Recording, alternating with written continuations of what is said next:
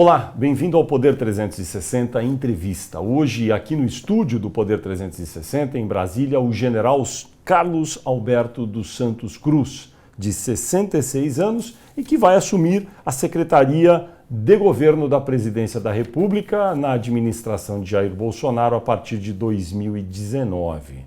O general Santos Cruz é formado em Engenharia Civil pela PUC de Campinas.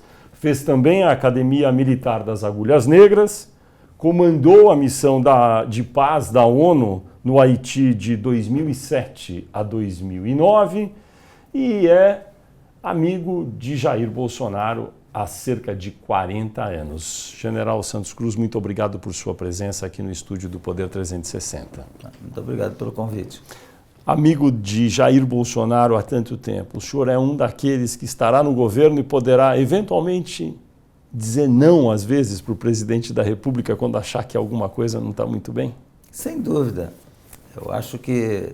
Tem essa franqueza? Eu acho que eu tenho essa liberdade e acho que é fundamental a honestidade, né? Não só funcional, como até pela consideração pessoal que eu tenho por ele, a minha obrigação de ser honesto e de ajudar o presidente Jair Bolsonaro. Houve uma certa dúvida sobre as atribuições exatas da Secretaria de Governo que o senhor vai ocupar como ministro na administração de Bolsonaro. O senhor poderia descrever em linhas gerais quais serão as suas atribuições? Essa confusão inicial foi por conta da saída da Secretaria de Governo indo para a Casa Civil da parte de interlocução com parlamentares, né? Essa interlocução com parlamentares, bancadas, né? partidos políticos. Mas nesse momento a estrutura está com a parte de relações federativas, isso aí significa contatos com prefeitos e governadores, ela é mais institucional, ela não é diferente da interlocução parlamentar. Tem a parte de relações com institucional, com outras instituições, organismos internacionais, ONGs, organizações civis, tipo o AB, o ABI, o Fiesp, e outras, até movimentos sociais também entram nessa lista. Que tipo de discussão o senhor tem com as instituições, no caso dos entes federativos, por exemplo, governos estaduais e prefeituras? Qual tipo de relação será? Existem programas diretos e existem solicitações e demandas de prefeitos e governadores. É muito grande o número de solicitações, né? E cada vez mais isso aí, porque infelizmente hoje em dia em várias áreas os estados e municípios eles não têm condições de suportarem sozinhos encargos, né? Então você tem um fluxo de demanda direto de estados e municípios. E aí você tem que dar atenção e fazer a coordenação, porque normalmente quem executa isso são ministérios. Então existe um espectro maior de trabalho que também é a coordenação. A atuação do senhor, falando com os entes federativos, são governadores e prefeitos que são agentes políticos, será também, eu digo, a sua atuação no sentido de ajudar a administração de Jair Bolsonaro a ter uma maioria política no Congresso?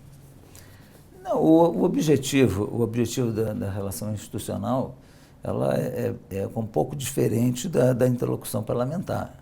Essa parte de apoio político, de bancadas, de partidos, de parlamentares, né? Ela é um pouquinho diferente. O relacionamento federativo ele é baseado no objetivo do bem público, né? Uma solicitação de um governador, de um prefeito, ela tem na base dela um benefício a uma parcela da população que ele está responsável como poder executivo local. Então tem uma característica diferente. Mas digamos numa grande votação, reforma da Previdência, como o senhor poderia ajudar? A reforma da Previdência é um caso específico é um caso muito específico. Em primeiro lugar, eu vejo que é uma coisa necessária, mas ela passa, em primeiro lugar, ela passa por alguns pontos, isso aí na minha visão. Eu não sou o responsável por conduzir essa reforma. Mas eu vou dizer o que eu penso, né? Ela não pode ser, em primeiro lugar, ela não pode ser partidária. Ela não pode ser com interesses pessoais. É um assunto que todos vão ter que tirar a capa de interesses pessoais e ver o interesse do trabalhador brasileiro, Entendi. do cidadão. Então, em primeiro lugar, tem que ser muito bem explicado as contas da Previdência, a contabilidade da Previdência tem que ser entendida. Claro.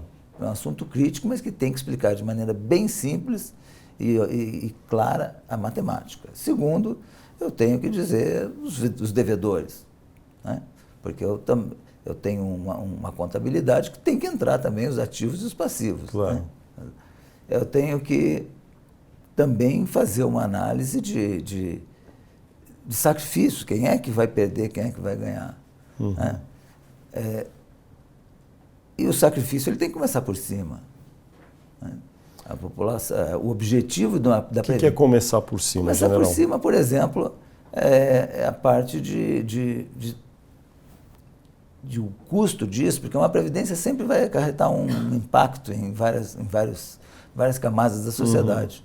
Nós temos uma camada da sociedade que estão numa situação, vamos dizer assim, salarial privilegiada, é o meu caso. Né? Que tenho aposentadoria e ainda vou ganhar uma parte ainda como ministro. Então, eu tenho um limite. Eu não tenho necessidade básica nenhuma. Eu não tenho necessidade de plano de saúde. Eu tenho todas as condições de vida sem nenhum ponto crítico. Né? Agora, nós temos uma população mais desassistida que precisa de mais benefícios. O senhor está dizendo que basicamente tem que começar, talvez, os funcionários públicos, talvez, servidores públicos? Não só funcionários públicos, tem outras categorias também que precisam, a parte de contribuição, né?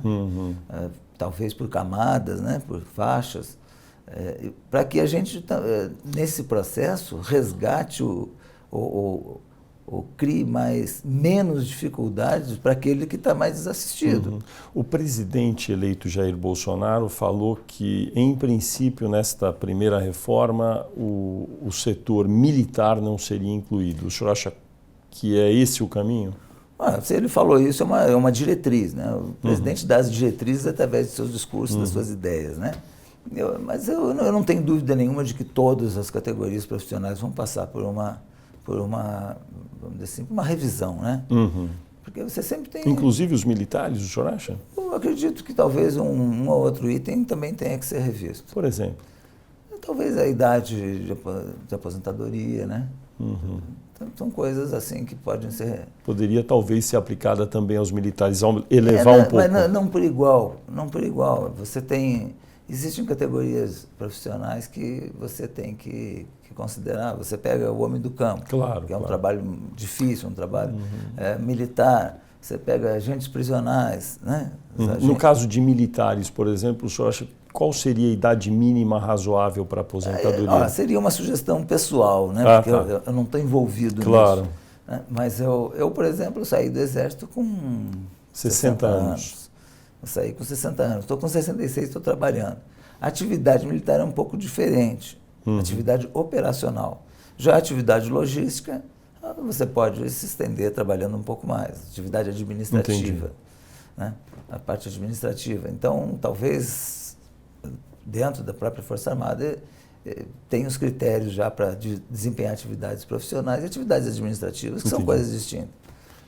Entendi. Agora, a gente começou essa conversa da Previdência eu perguntando para o senhor, na Secretaria de Governo, como o senhor poderia ajudar a convencer integrantes do Congresso, eventualmente, a votarem a favor da reforma da Previdência? Nesse momento eu não vejo assim, uma atribuição específica da Segov, né, nesse item. Né?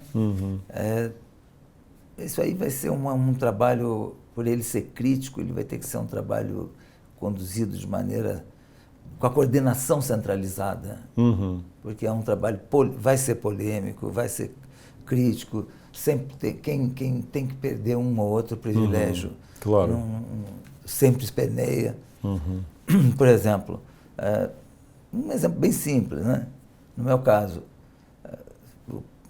uso o meu caso para isso. Você tem uma situação estabilizada de vida, tem outras pessoas que estão em dificuldade. Quando você fizer um aumento salarial que vai implicar em contribuição previdenciária, quem ganha menos tem que ter um índice maior de salário. Né? Eu não preciso nem ter aumento no próximo. Né? Mas quem ganha 954 precisa. Então você tem que escalonar, e não aquela mentalidade que muita gente tem, que eu dou um percentual para todo mundo. Entendi. Um percentual de 30 mil são 6 mil, um percentual de 20% de mil são R$200. Mas essa argumentação toda do senhor, por exemplo, o senhor poderia usar essa argumentação falando com governadores, com prefeitos que têm relação com o Congresso. Nesse sentido, o senhor ajudaria no processo de aprovação? Se for se for, vamos dizer assim, uma oportunidade com coordenação centralizada, a gente participa, sem dúvida nenhuma. Uhum. O senhor tem conversado com o ministro indicado para a chefia da Casa Civil, Onyx Lorenzoni, sobre como vai ser a integração entre a sua Secretaria de Governo, no caso, e a Casa Civil de Onyx Lorenzoni? Sem dúvida, porque você dentro de um governo, você só consegue algum resultado se tiver harmonia. Uhum. E se houver integração, significa um souber o que o outro está fazendo, né? Para não ter descompasso nisso aí. Uma interlocução com parlamentares, muitas vezes o parlamentar que vai fazer essa interlocução com a Casa Civil, ele está representando um interesse lá do estado dele. E daí vai a Segov também. E aí, às vezes, o governador vem com a mesma demanda na Segov. Então, essas coisas têm que ser coordenadas. E o senhor conversou já com o Onyx Lorenzoni sobre isso? Isso aí não tem problema. Como que vai funcionar? Ele está com essa parte de interlocução direta com os parlamentares, com as bancadas, com os partidos políticos, né? E eu fico com a parte institucional, que é a conversa com governadores e prefeitos. Isso, uma conversa com um governador e um prefeito é diferente de uma conversa com um parlamentar. Deputado ou senador. Porque o prefeito e o governador, eles, por obrigação funcional, eles são mais institucionais. Uhum. Né? Agora, se um deputado ou um senador procurá-lo na Segov, será atendido. Não tem problema nenhum. Isso aí não tem problema nenhum. Como que vai ser, é um assunto até um pouco presente na campanha de Jair Bolsonaro, a distribuição de verbas publicitárias do governo federal, da administração direta e indireta? Olha, a SECOM... Ficará com o senhor? E ela passou lá para debaixo da estrutura da... SECOM, Secretaria de Comunicação da Presidência da República. Isso. A SECOM passou para a Secretaria de Governo faz 48 horas, 2 dias, 3 dias, né? Com uma estrutura imensa. Grande. Ela tem a EBC, que é vinculada a ela, que tem um efetivo de mais de 2.000 pessoas. Então, isso aí tem que ser analisado.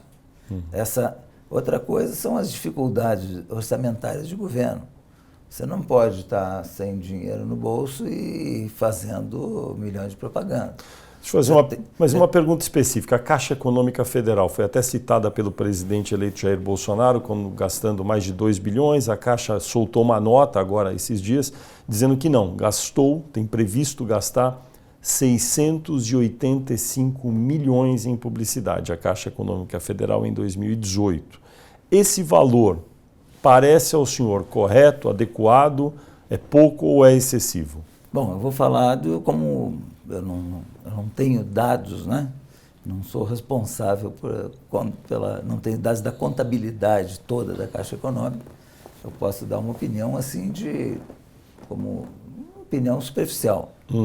Eu acho que todas as instituições, incluindo o governo federal, não só a Caixa Econômica, o que eu vou falar não é só para a Caixa Econômica. Eu acho que qualquer órgão governamental ou Banco do Brasil ou Petrobras, seja lá o que for, ou o próprio governo. Para você gastar em propaganda, você tem que estar com uma situação econômica razoável. Agora, se você tiver com o teu fundo de pensão arrebentado, se você tiver faltando dinheiro, se a tua qualidade de serviço não é boa, se essa propaganda não vai te levar a um retorno lucrativo, isso aí tem que ser estudado. À primeira vista, sim, a situação brasileira de orçamento dessas entidades aí não é boa. E aí, o senhor diria que elas teriam que reduzir um pouco essas verbas? E aí agride todo mundo esse volume de recursos em propaganda para uma instituição que está em má situação. O senhor diria que, em geral, a política seria de reduzir um pouco os valores? Todo mundo tem que reduzir. Não tem como, porque se ela... Eu não sei a situação contábil da Caixa Econômica, mas pelas informações mais superficiais, não só ela como outras, estão com bastante problemas na sua contabilidade, né? Nos seus fundos de pensão, etc. Então, fica chocante o valor utilizado para quem não está bem das pernas financeiramente. Entendi. A SECOM cuida das verbas publicitárias, obviamente, da SECOM, no Palácio do Planalto, mas ela tem uma influência direta sobre como os ministérios também gastam as suas verbas publicitárias. É um valor muito grande. Em governos recentes, essas verbas foram usadas para irrigar, em alguns casos, não em todos, alguns veículos mais favoráveis ao governo de turno. Como que seria a fórmula de aplicação das verbas que permanecerem na sua administração na SECOM, quer dizer, na Segov, que vai comandar a SECOM? Bom, em primeiro lugar, a gente vai ainda começar a estudar a SECOM, porque chegou lá na secretaria em 3 dias, a gente ainda não... Mas, em linhas gerais, os princípios que regem isso aí, não pode ser um princípio de que você vai comprar o apoio, né? de meios de comunicações com esse recurso. O recurso não é para isso, né? O recurso é para fazer o trabalho que tem que ser feito e não para comprar apoio. Né? Porque senão você deforma o relacionamento, você deforma com aquele que você está desfavorecendo, você deforma com aquele que você está favorecendo, você está fazendo um relacionamento que não é baseado na qualidade da ação de governo, é um relacionamento baseado no quanto você vai pagar. Isso não pode acontecer. Isso não acontecerá na sua gestão? O senhor vai... Não, sem dúvida nenhuma, isso aí é princípio meu de vida. Eu não vou contrariar princípio meu de vida porque estou na administração. O presidente Jair Bolsonaro citou alguns veículos, em particular durante a campanha, citou um jornal, a Folha de São Paulo, citou a TV Globo também, e sugeriu que para alguns desses veículos, se eu não me engano, para a Folha de São Paulo, ele iria reduzir ou zerar por completo o valor das verbas publicitárias. Qual é a sua opinião sobre isso? A minha opinião sobre isso é o seguinte, eu acho que houve uma deformação muito grande ao longo do tempo, em alguns, não estou dizendo especificamente nesses daí, mas em vários veículos de comunicação houve uma deformação. De que ordem a deformação? Deformação da qualidade da informação, por tendência ou ideológica, ou para conseguir benefício financeiro direto de fontes de governo, etc. Então, isso aí deforma o princípio básico da comunicação, que é informar com transparência, com credibilidade, com o máximo de veracidade, né? Então, houve muita deformação. Agora, a aplicação desse recurso tem que ter, em primeiro lugar, um objetivo de retorno para o governo. O que é? Não, é uma campanha de saúde, uma campanha de saúde pública, seja lá do que for. Né? Vacinação. São coisas válidas, em primeiro lugar. Segundo, que aquele veículo tenha qualidade na divulgação. Eu também não posso aplicar dinheiro num veículo sem qualidade. Eu acho que isso aí tem que ser revisto e os próprios veículos de comunicação. Mas como é que vai ser a métrica para decidir a qualidade do veículo? Exatamente, isso aí que é o problema. Você vê quem é que tem mais credibilidade, né? E qualidade. Como medir isso? Como medir isso daí? Esse é que é o problema, isso aí é um problema sério. Você não pode ter preconceito contra um ou contra outro. Se você tiver preconceito, você já fica prejudicado na sua análise. Nós estamos falando aí de 2 veículos que eu mencionei. Mencionei o senhor não, eu mencionei a TV Globo, que é a televisão de maior audiência no país.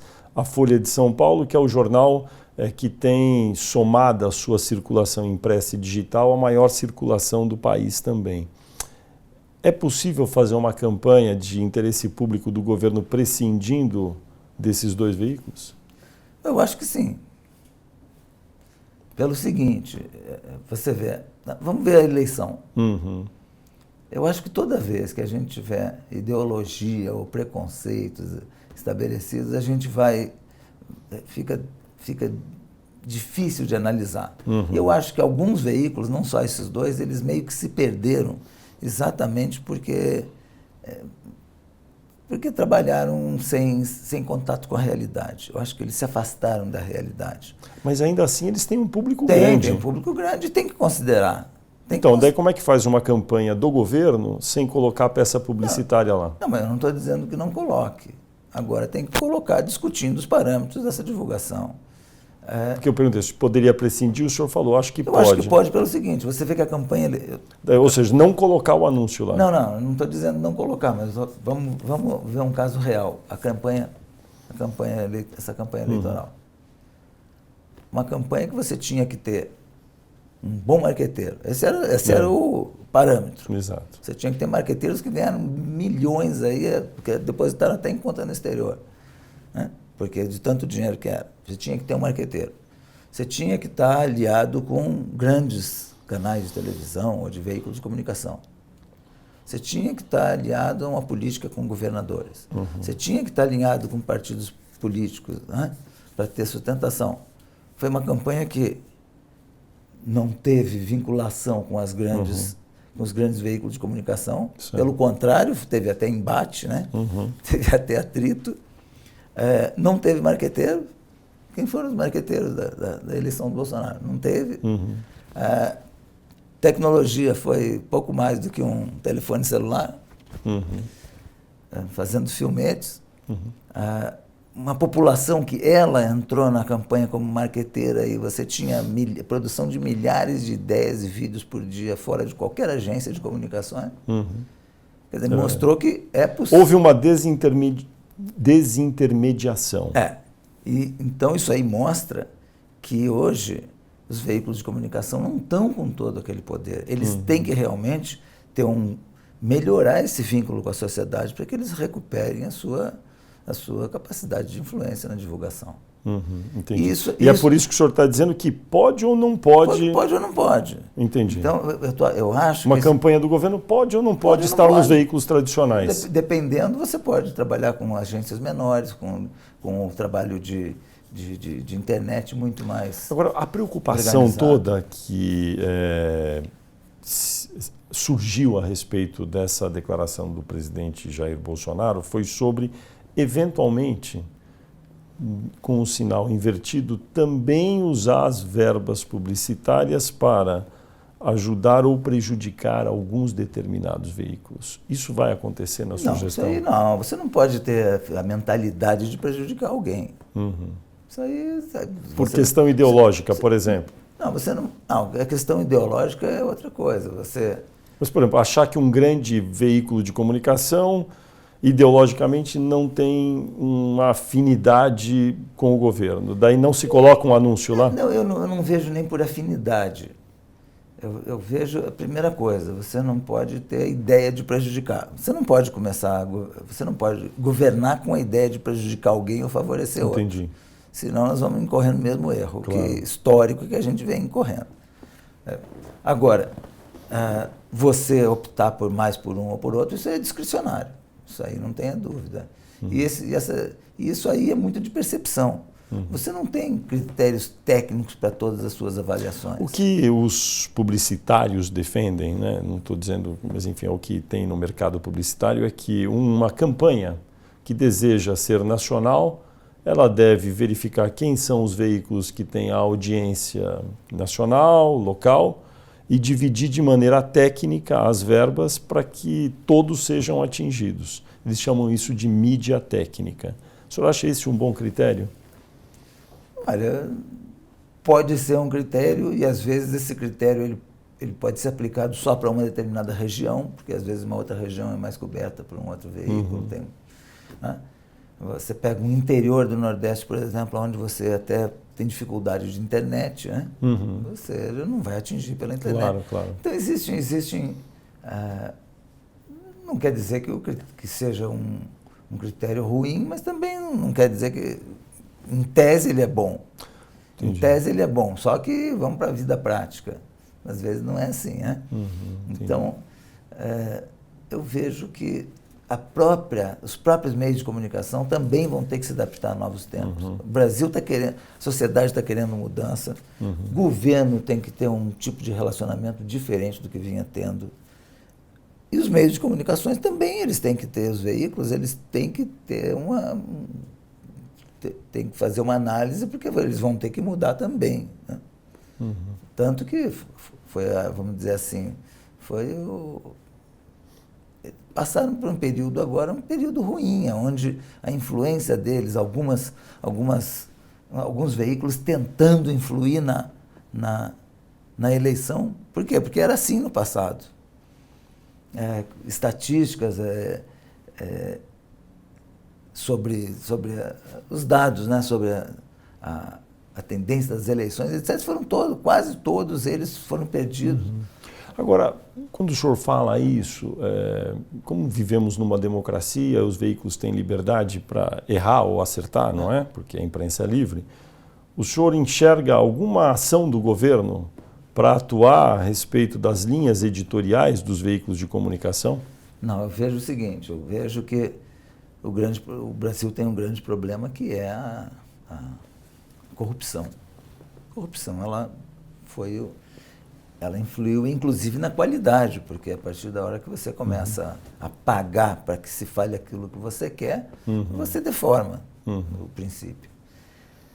Então, eu vejo aí que tem que, em primeiro lugar, não pode ter essa restrição. Você só vence a corrupção através de transparência máxima. Um exemplo bem simples: eu vou construir alguma coisa, eu tenho que divulgar o orçamento, a imprensa tem que fazer o acompanhamento do que está sendo feito, tem que ver se o calendário está no cronograma para não ter essas obras que estão previstas em 1 ano e passar para 5 anos. Esses termos aditivos que a imprensa é fundamental nessa transparência, e você só consegue combater a corrupção com transparência. Então, eu acho que não deve haver nenhuma restrição para a imprensa. Então, a imprensa continua livre para acertar ou errar como... Lógico. Tá. Agora, o pessoal tem que, mesmo a imprensa que às vezes contraria alguns valores da família brasileira, etc., etc., ela tem que ser combatida por outra vertente da imprensa, né? Como assim? E não por imposição de restrição. Claro que a lei ela também limita algumas coisas para todos nós, né? Claro. Todo mundo, pessoas e instituições têm limitações na lei. Isso aí é ponto pacífico. Agora, discordâncias de linha de atuação, de linha de editorial, etc., isso daí não tem que ser combatido pelo outro que tem outra ideia, dentro do mesmo princípio de liberdade. O senhor falou sobre transparência. Durante a sua gestão, vai ser possível conhecer o valor que foi destinado a cada um dos veículos de comunicação e qual órgão destinou esse valor de publicidade para cada veículo? Eu acho que isso daí faz parte da transparência pública. Porque esse sistema existiu de 1999 até 2016. Durante a gestão do presidente Michel Temer, foi interrompido esse monitoramento de maneira coordenada e centralizada. Hoje em dia, para saber isso, é necessário consultar cada um dos órgãos públicos e se submeter aos prazos para receber informação. Antes, a SECOM compilava tudo dos ministérios, das estatais e divulgava. Agora não faz mais isso. Olha, O senhor acha bom que a SECOM faça? O mecanismo de divulgar, a gente pode até discutir qual que é o melhor. Agora, que tem que haver divulgação, tem. Tem que ter acesso, tem que ter acesso. Entendi. Isso aí não tem dúvida nenhuma. Eu sou minha experiência de vida, ela me disse que só a transparência é que combate a corrupção. Agora, o que me surpreende é que com toda essa transparência nós tivemos corrupções fantásticas. Não é? Esse que é o problema. Também tem que ver se o sistema vai funcionar. Por que isso não foi detectado? A gente pode aqui falar 1000 casos que não houve nem... que toda essa transparência não serviu nem como mecanismo de alerta. Mas agora ficou um pouco pior, porque agora não tem nem essa que existiu até 2016. Eu poderia dizer o seguinte, com aquela eu tenho certeza que não funcionou. Agora, o princípio tem que ser de divulgação. Entendi. A SECOM vai ficar com o Floriano Barbosa, é isso? Floriano Barbosa. Ele trabalha no gabinete, ou trabalhou, não sei, do deputado Eduardo Bolsonaro. Parece que foi uma recomendação do próprio deputado Eduardo? Não, isso aí é uma escolha do presidente, esse nível de escolha, né? Entendi. Esse nível de escolha do próprio presidente. Entendi. Eu preciso perguntar para o senhor, a gente ainda no campo aí, enfim, da repercussão que está acontecendo do governo de transição, esse fato recente envolvendo um dos filhos do presidente, o senador eleito Flávio Bolsonaro, que teve um de seus funcionários sendo citado em um relatório do COAF sobre movimentação financeira atípica. Qual é seu juízo a respeito desse episódio? Olha, eu vejo o seguinte, eu vejo o episódio em termos de valores, não vou discutir, porque eu sei pela imprensa, eu não conversei pessoalmente, nem com o filho do Bolsonaro, nem com ele sobre isso. Agora, eu acho que qualquer pessoa que entra para a vida pública, ela acaba tendo essa investigação, essa busca, né, por fatos até da vida pessoal da pessoa, né? Então, isso aí é normal. E tem que ser explicado. Eu acho que Mas o senhor não acha que está demorando um pouco para que os citados venham a público e deem uma explicação mais definitiva? Eu não vou fazer aqui juízo da demora ou não, mas eu acho que tem que ser explicado. Entendi. E outra coisa é que o que está também chamando muita atenção é porque esse caso aí, até eu vi uma reportagem aí que tinha até alguns cheques de natureza pequena, de R$600, de R$1.000 e poucos, etc. Então eu espero que o COAF realmente ele desenvolva os mecanismos para pegar todos os casos, né? E não só de pessoas notórias assim da área governamental. Porque que o COAF ele realmente ele tenha ele refine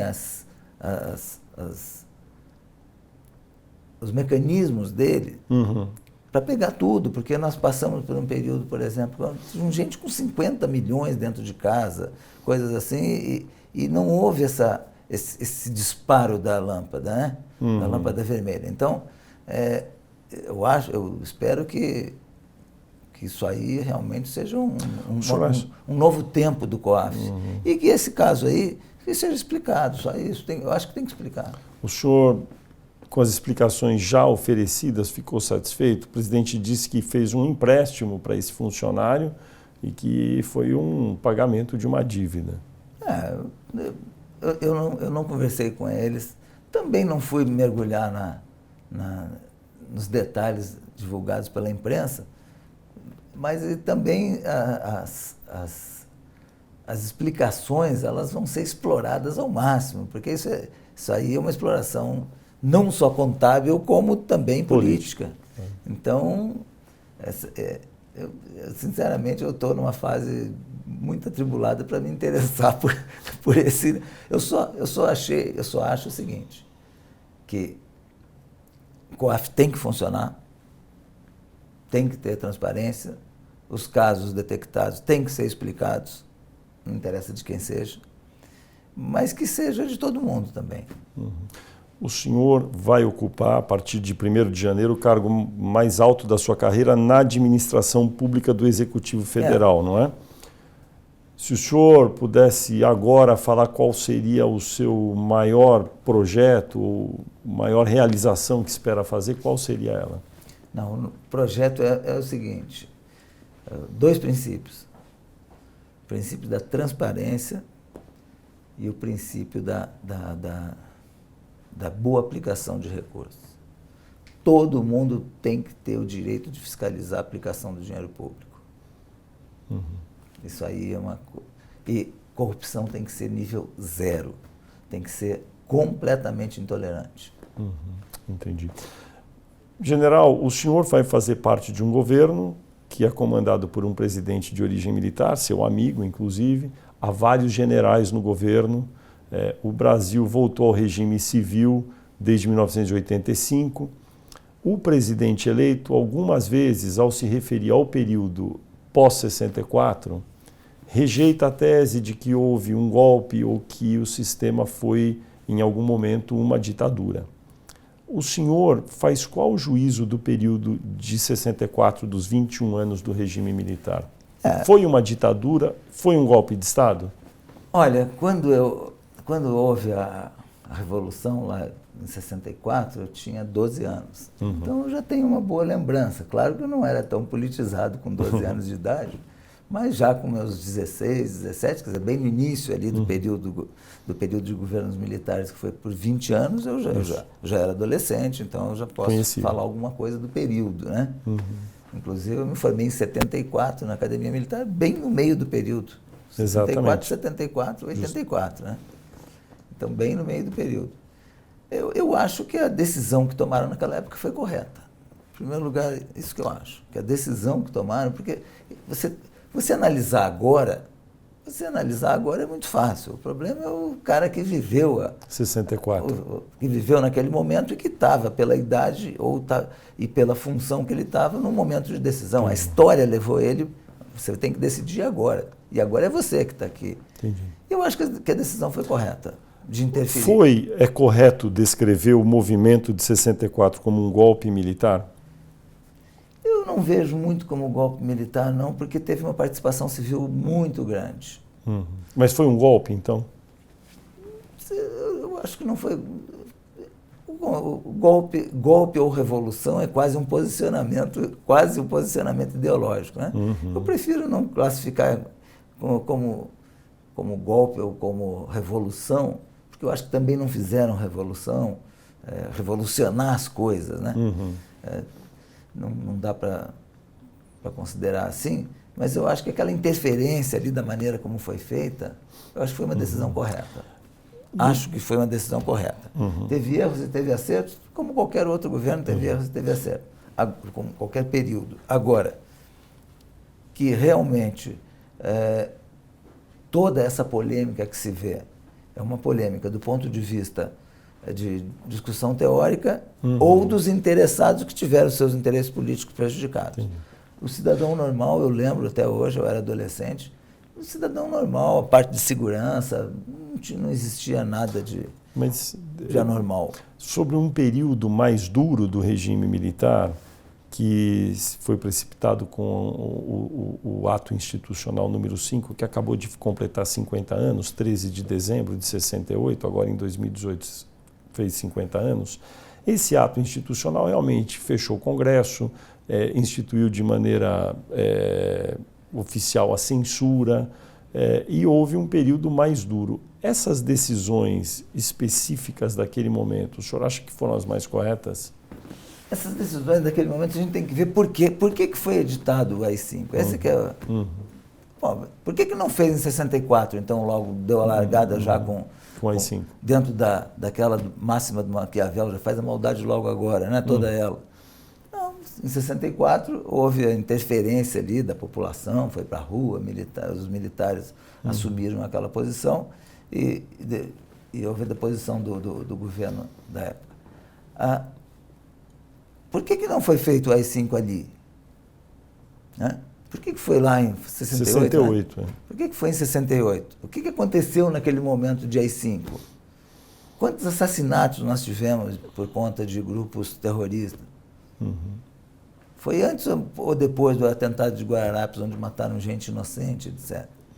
Então, tem que ver um contexto de época, né? Entendi. Se a gente analisar do ponto de vista filosófico, não é bom ter interferência. Do ponto de vista filosófico, é bom que a democracia funcione sem traumas. O senhor enxerga riscos no Brasil hoje para haver uma ruptura institucional como foi naquela época? Nenhuma. Não vejo, algo parecido com o que aconteceu? Não vejo risco nenhum. Isso aí hoje tem a lei, né, com qualquer crítica a decisões, às vezes, de magistrados, ou do Ministério Público, ou de política, ou de governadores, ou da área do Executivo, a sociedade está andando. Está andando e as instituições estão funcionando. Hoje o que está alarmando a população, o desejo da população hoje é de um país mais justo, né, no geral. Hoje o pessoal, inclusive, ninguém está com vontade de ficar discutindo ideologia, a não ser talvez nos barzinhos e na aula de ciência política, porque a população ela quer um país mais justo e mais prático. Então eu não vejo nenhuma, eu acho que qualquer consideração, eu vejo aí umas besteiras imensas aí de algumas pessoas fazendo, inclusive conferências internacionais falando que o Brasil está com o risco de perder as liberdades individuais. Não, o Brasil está no caminho de recuperar as liberdades individuais, porque você não tinha mais nem liberdade de andar na rua, né? Então, você tem que contratar segurança particular, todo mundo para o seu condomínio, para a sua casa, para o seu carro, comprar o carro blindado, mas não sei o que. Então, eu vejo o Brasil hoje com uma vontade de recuperar suas liberdades. Entendi. O senhor falou muito sobre combate à corrupção e transparência. Quando o senhor foi nomeado para a Secretaria de Governo, o que ouvimos aqui em Brasília foi o seguinte, é que vai ter a Casa Civil, comandado pelo deputado Onyx Lorenzoni. O presidente Jair Bolsonaro resolveu colocar um general, com o qual ele tem afinidades, conhece há tanto tempo, para ficar ali como que vigiando o que vai acontecer na política. É correta essa interpretação? Não, isso aí é estereótipo, né? Isso aí sem dúvida nenhuma, é uma deformação aí das coisas, né? Você é pago para trabalhar. E se você observar qualquer irregularidade, seja dentro da sua área, ou seja na outra, você tem que alertar o presidente. Isso é uma obrigação sua. O senhor falou no começo, eu perguntei, o senhor fala não para o presidente Jair Bolsonaro quando acha que tem algo errado? O senhor disse que sim. Tem algum episódio na convivência que tiveram que o senhor já chegou para ele e disse, Jair Bolsonaro, está errado o que você está fazendo? Claro. Pode citar um exemplo? Posso. Qual é? Falei para ele, Bolsonaro, nós somos companheiros de equipe desportiva, então eu vou falar como amigo de equipe desportiva. Diminui a sua agenda, descansa um pouco, você tem que se recuperar, que agora você tem uma obrigação com o Brasil inteiro. Ele ainda está se recuperando da cirurgia. Então, tem que ser uma pessoa amiga que diga para ele, vai para casa, vai dormir, relaxa, descansa um pouco, porque ele ainda está em fase de recuperação. Daí o porquê nessa semana aí pré-natal ele vai ficar no Rio, é isso? Não por causa do meu conselho, mas eu tenho essa liberdade de falar para ele. Por quê? Como amigo, como pessoa, conheço ele há 40 anos, uma pessoa extremamente simples, né? Muito simples, honesto. Teve algum ato durante essa fase? E que eu tenho, graças a Deus, a liberdade de dizer para ele, olha, agora você não é mais aquele companheiro de equipe, agora você é o presidente e o Brasil inteiro vai precisar de você. Então, quanto mais cedo ele se recuperar, melhor. Quanto mais cedo ele fizer a segunda cirurgia para retirar a bolsa de colostomia. Isso. A bolsa de colostomia, melhor para ele como pessoa e melhor para o Brasil como presidente mais tranquilo, mais descansado, com melhor condição de saúde. Ele inclusive tomou a decisão de ir à Suíça no Fórum Econômico Mundial em Davos, que é do dia, se eu não me engano, 21 a 25 de janeiro. E por isso não vai fazer a cirurgia antes. Não é imprudente também nesse caso? Não poderia priorizar a cirurgia? Bom, então... O senhor falou isso para ele também, não? Já. E ele? Está em consideração. Então, o que acontece? Estou falando isso sem autorização da pessoa, né, que agora é presidente eleito. O que acontece? É importante para o Brasil a presença do Bolsonaro em Davos. Eu fui palestrante em Davos em 2006, mas pelos assuntos da ONU, não por assunto de administração brasileira. Então eu conheço o ambiente lá sem problema nenhum. Mas é uma viagem. Mas eu acho que ele que pode ir o pessoal da área econômica, de outras áreas, né? Dar o recado, porque ali dar o recado do Brasil. E eu acho que a prioridade hoje para o Bolsonaro é ele... Recuperar a saúde. Recuperar totalmente a saúde. Então ele está considerando eventualmente, talvez fazer exames em janeiro e quem sabe se submeter à cirurgia. Mas eu já conversei com ele e vou conversar de novo. Estou sendo muito honesto aqui na nossa conversa, porque eu gosto dele como amigo, acho que ele é uma pessoa honesta, bem intencionada, simples, que o Brasil precisa dele. Ou seja, se possível, melhor priorizar a cirurgia e não dar voz no caso dele. Entendi. Teve algum outro episódio já na transição agora ou na campanha que o senhor disse para ele, olha, talvez isso não foi correto, é melhor desse jeito? Tem várias. Tem algum exemplo? Tem, não, mas eu prefiro não dar exemplo. Tá certo. Agora, uma pessoa extremamente agradável, né? Impulsivo, sempre foi, não mudou nada da época que a gente era atleta de equipe. Isso é bom ou ruim não ter mudado? Isso é bom, continua a mesma pessoa impulsiva, você vê que naturalmente ele não faz mise-en-scène, ele fala a linguagem do povo de maneira natural, não é estudado, aquilo ali não tem assessoria, tanto que todo mundo diz, tem que ter um assessor de imprensa, porque ele faz realmente pelos impulsos dele. Entendi. Ele é um sujeito transparente. O que a população está vendo do Bolsonaro é exatamente o que ele é. O senhor acha que o governo vai ter sucesso em aprovar essas reformas que está falando que aprova, sem ter organizado ainda todo aquele grupo de deputados que, em geral, governos anteriores tinham? Olha, eu acho que as dificuldades vão ser normais, né? Acho também que são reformas muito difíceis, né? Uma reforma previdenciária num país onde tem muita gente viciada com benefícios ou coisa assim, é difícil. Vai ser muito difícil. Você tem categorias com salários fantásticos, você tem gente dentro da própria administração pública ganhando muito pouco, você tem desequilíbrio salarial, você tem desigualdade social fortíssima. Você fazer uma reforma num país com a desigualdade social que nós temos é muito difícil.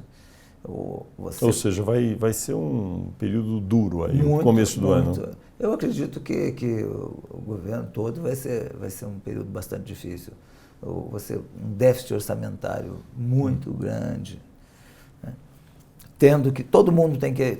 Mas é curioso, né, que o presidente Bolsonaro ele falou algumas coisas, depois ele falou, não, mas tem algumas empresas que são estratégicas, essa não vamos privatizar. São exatamente as mais valiosas que ajudariam a reduzir o déficit, né? Mas aí é um equilíbrio que você tem que ter entre o que é estratégico e o que é, vamos dizer assim, privatizável, né? Você tem que fazer... Por falar nisso, o senhor falou da EBC um pouco. O senhor acha que sobra alguma coisa da EBC ou tudo será, enfim, liquidado como já ouvimos? Eu conversei com o Floriano Barbosa, mas conversamos pouco. Entendi. Nós vamos aprofundar essa conversa depois do final de semana agora.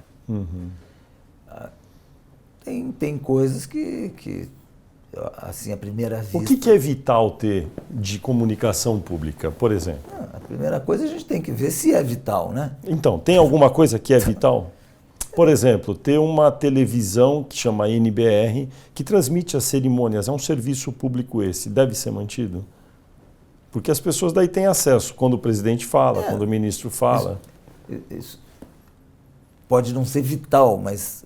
Tem coisas que são vitais, tem coisas que são importantes, né? Nem tudo que é importante é vital. Às vezes acho que é importante ter um canal de comunicação, né? Não que seja vital, não considero vital não, porque a gente tem toda a parte privada aí, como aqui, isso aí não... mas é importante.